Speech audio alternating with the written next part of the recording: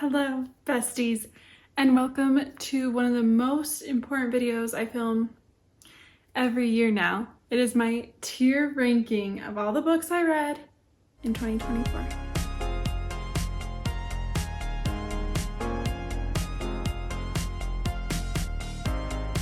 Y'all, I feel like a veteran in this department suddenly because this is the third year. I'm sure people have done this so much. More than I have, but this is the third year of me doing my tier ranking video. It's become a religious experience. It has become the end all be all for me at the end of the year. So I have made a fresh matcha. I'm ready to talk all things books. This is a compilation of every book I read this year, the good, the bad, the ugly. It's all here. If this is your first time here, come stick around. This is a great first video because you're gonna get a little taste of my reading preferences. Please, please, please, in the comments, share your favorite book from this year and your least favorite book. It would be so great if actually you ranked all of your, not all of the books unless you wanted to, because I'll read through it, but put one in each category of my ranking system. While we're on that topic, let's go through my categories for my tier ranking system. It has stayed tried and true for the last 3 years now, so let's take a look at it. We're kicking off with that top S tier spot being absolutely feral for it. These are 6-star reads. These are high 5 stars. Sometimes high 4 stars still land in this department. Maybe not high 4 stars, but you know, it's just something that I can't get out of my brain. It's gonna be in this section. It's an unforgettable read. My starting lineup is a lovely, lovely place to be. Those are high 4 stars. Definitely 4 stars, and maybe even some high 3 stars might end up there. You know, my year wouldn't have been successful without those books. I'm just not quite to the point where like I need merch of it. Okay, we're on the same page. Next is Susceptible to Its Charms. These are like mid 3 stars for the most part. I would say that's what lands here. Sometimes there's something rogue that I rated lower, but I was still susceptible to what it had to offer. So sometimes, you know, other things go in that category. It Happened, We Move. 3 stars sometimes land here. Some mid 2 stars. Like, it's mostly books that are forgettable. Or like I genuinely didn't really enjoy that much, or like it was just fine. Really, that's like, it was just fine. Okay, next is Immediately No. I think that's clear. My year would have been better off without it. Jail Time is a special, special place for books that I absolutely hated or did something totally awful. And that's where those books go. So without further ado, we are going through the books I read this year in order. I think we have 71 or 2 books to go through. One of them is a set of novellas that I read all together. So I'm going to rate them all together.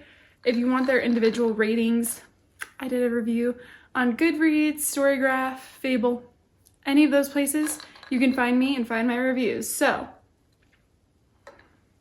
enough with the chit chat, let's get into the books. Kicking it off with a strong contender, Two Twisted Crowns, Rachel Gillig. This is the second in the duology, and I am going to put it in my starting lineup, if it'll let me. There we go. It was good, it just wasn't great. It wasn't like phenomenal. Something was missing for me a little bit at the end of this one. So, still wonderful though. Definitely worth the read, obviously. The Flat Share, I'm going to put Susceptible to Its Charms, even though it was pretty darn good. Listen to this one. You should listen to it because the male voice actor did an amazing job. Yeah, I'd pick up more from her and I enjoyed this one. Killjoy is kind of It Happened, We Move. It was perfectly fine. This is a novella to the A Good Girl's Guide to Murder series. It just didn't give a lot to the plot, but it's more like a revisit with these characters. If you're gonna pick this up, I would pick it up after reading the series if you're feeling nostalgic and want to go back to your roots and see those characters again. I honestly didn't like the Veronica Ruiz Breaks the Bank, the little novella for the Finley Donovan series. I thought it just didn't have a lot of purpose. And I prefer Vera when she's like with Finley and they're getting into trouble together, and this is kind of like a prequel to them. teaming up. So it just didn't work for me. I just don't think it's worth your time. Now let's talk about Tea Dragon Society. This one was so cute. I'm always susceptible to his charms. So adorable, a great graphic novel.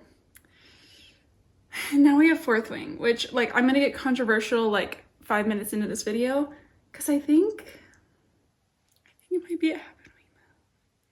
But it wasn't bad. It was not bad.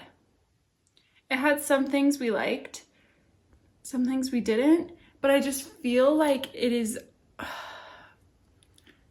it's overhyped. You know, some people have warring opinions about like what is overhyped and is it even a real thing. I didn't hate it, but I could live without it. We're leaving it there, okay? Please don't hate me. Oh no, another one that might make you guys change every feeling you've ever had about me. It is Powerless, Lauren Roberts. Immediately no. I would almost consider jail time for it, if I'm honest, because it just read too much like things I've seen before. Like, ladies and gentlemen, we need to be reading better books. And like a lot of these books, they've already been written. I've already read Powerless before this came together, and I read a better version. You know what I mean? Okay. Some people are taking a little too much inspiration of other works, in my opinion. Okay, we'll let that one lie. The Love Hypothesis is in my starting lineup. Yeah. That book can get it. It was so fun. It didn't take itself too seriously. Like, it went in and did what it was supposed to do, and I loved it. Okay, Heartstoppers, Volume 5. I think I would say susceptible to its charms. It wasn't my favorite installment, but it also wasn't bad. I think my favorite installment is probably like the third one, when they go on their Europe vacay, Lizzie McGuire style. It's my favorite one. Now let's talk about one of my favorite books of the year, and it happened so early. Hopefully things don't look different, but if they do, I had to make more room on my storage again. One day I'll have enough storage to finish a whole video. So anyways, we were discussing my favorite book of the entire year. There we go. Enough said. Bride by Ali Hazelwood. Nothing else to say. Let's talk about a book that needs jail time for a second. We didn't really like this, did we? Everyone be honest in the chat right now. Did we really actually like this? Because she manipulated plot things to try and like create, like manufacture disagreement, and I truly believe it's because she hasn't thought out her series in any way, shape, or form. And she had to pull a Hail Mary, and I am done with that series. Okay. Some people love Scythe. I know a ton of people actually who love Scythe. This is not my type of book, and it's not because it's not a good book. It's more because I really like character-driven stories, and this is extremely plot-driven. It's very much like, yeah, about how a society like this would function, and that just like, it didn't interest me. So it happened, we moved on. Ready or Not is definitely in my starting lineup. Carrie Baystone, new amazing author for me. I think this might have been her debut. I guess you shouldn't quote me on that, okay? But yeah, it was amazing, and I have another one of her books to talk to you about here soon. So sit tight, it's coming. The Fake Mate also needs jail time. That was so bad. I'm gonna say immediately no to The Naturals. It's not my type of book, but if you like Criminal Minds, give it a go. It just like, it was a little spooky ooky for me. Jester, it happened, we moved. It was fine, it had some cool ideas, but like nothing I needed more of. A Fate Inked in Blood, I'm gonna say susceptible to its charms. I didn't love our female main character. I just really didn't like the narrative in her head and how obsessed she was with just like doing Mr. Bjorn. Now Bjorn, on the other hand, that is my kind of man, and I have hope that the series is going to go up from here. She just gave very naive, distracted vibes, and I was like, it's literally a war, sis. Like, can we focus up? So anyways, I'm excited about the next one, and I hope that the series just like improves from here. Where the Dark Stands Still was not bad, but I also didn't love it. Like, I would have been fine if I hadn't picked it up. I felt like our main character was supposed to read like Hal from Howl's Moving Castle, and like I just didn't think it was executed quite right. Like, it almost felt a little carbon copy. I don't know. It just didn't totally work for me, but I would read something else from her. Like, I would read from her again. So yeah, take my notes with a grain of salt there. Just for the Summer is just gonna go an immediately no. It wasn't for me. So many people love it, so do not take my vote as like the majority in this case. A lot of people loved it. I just didn't feel the romance, didn't particularly love our characters. Okay, I might put this one in jail time because it was like a 1 star for me, which is so sad because it had great representation. It's a debut author. I loved those aspects, and I loved the idea of this one. The writing, the execution, we're kind of supposed to have enemies here, and it was like dispelled in like 2 chapters, and I'm like, okay, then like we need to stop marketing books as enemies to lovers or rivals to lovers when they literally aren't. And that's my 2 cents. Okay. Finley Donovan Rolls the Dice. I'm gonna go Susceptible to His Charms. I think I enjoyed this one. I did. I've read like so many of them, but it was not my favorite one in the series. The reappearance of Rachel Price really let me down. I'm gonna put it in It Happened, We Move. Generally speaking, I love Holly Jackson. I did not love this one. Butcher and Blackbird is definitely going into jail time. If you read it, you know why. And if you haven't read it, you might want to keep it that way. Funny Story, I liked and I didn't love. But I was susceptible to its charm. It had some cute moments. And, you know, it's Emily Henry. Okay, I started a series at this point, and I forget, I think it's Artifacts of the Aranos or something might be the name of the series. But first one is Trial of the Sun Queen, which I would say it made me interested. Then it was Rule of the Aurora King, which I think was fine. I read this graphic novel, which again is a Happen We Move. It's a Nancy Drew one. Cool setting, some cool stuff. I just didn't like the actual mystery, and I feel like if it's a mystery, whether it's a graphic novel or not, like, we need to be enjoying the mystery, right? Why am I acting like I didn't read a good book this year? Like, that's actually kind of how I felt about this year. I won't lie to you guys, so I should have warned you at the beginning. Like, I do think this is going to be a harsher tier ranking than I have done in the past, because I didn't love a lot this year. So, speaking of, we have Happily Never After by Lynn Painter. Immediately no, I did not like this, and I'm going to stop reading her adult romance. I like her YA romance, and I've enjoyed that, and I'm going to stay in my lane. Okay. Vera Wong's Unsolicited Advice for Murderers. I actually thought this was really cute. I listened to it. I enjoyed that.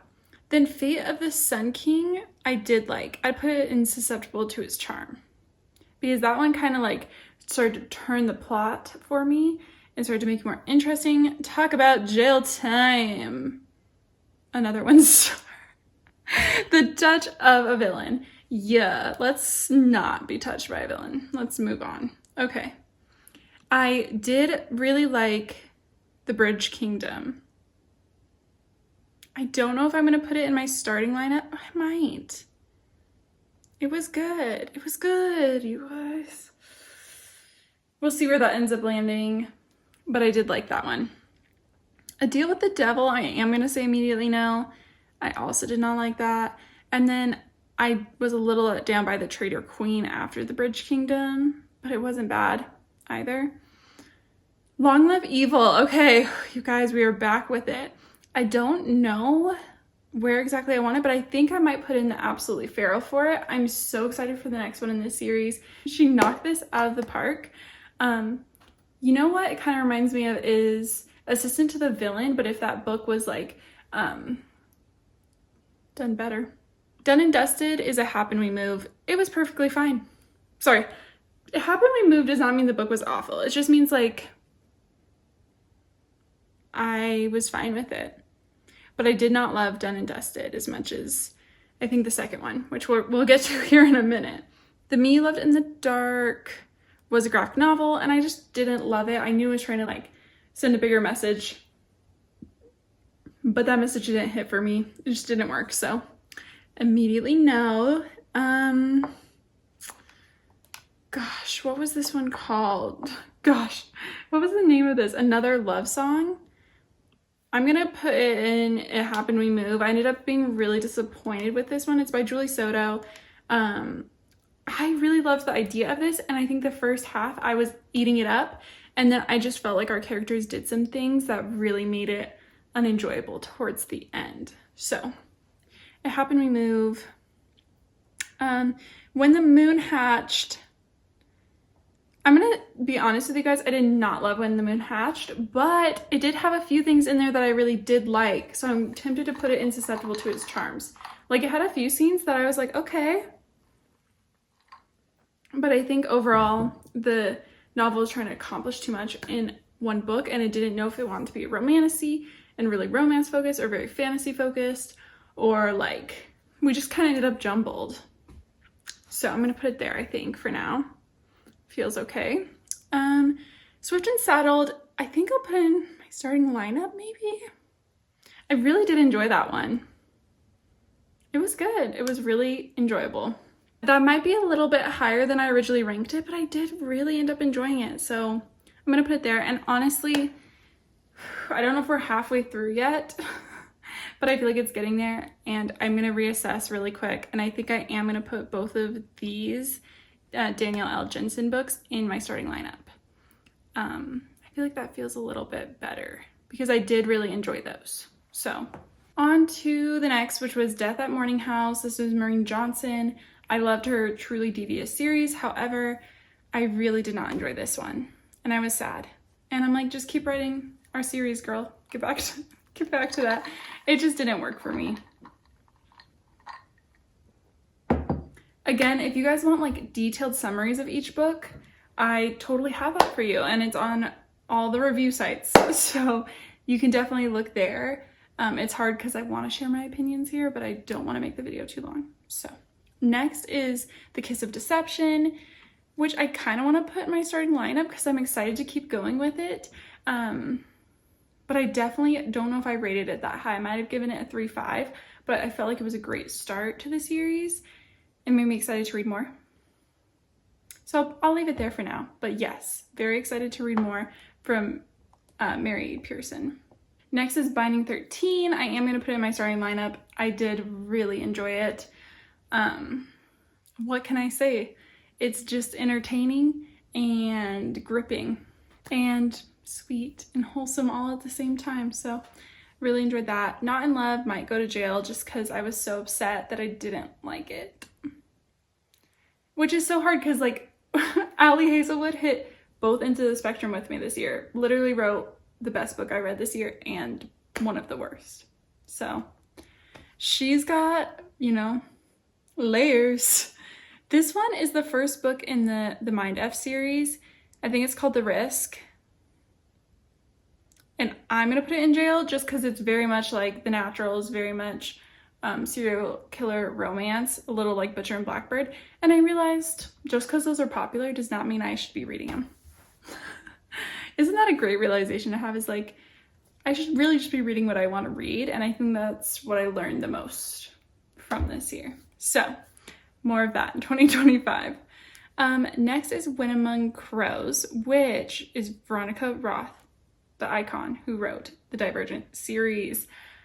I thought this should have been the start to a new series, but she just made it a novella, and I was like, okay, girl, like, that's fine and all, but I want, you know, more. Sleepy Hollow, Susceptible to His Charm.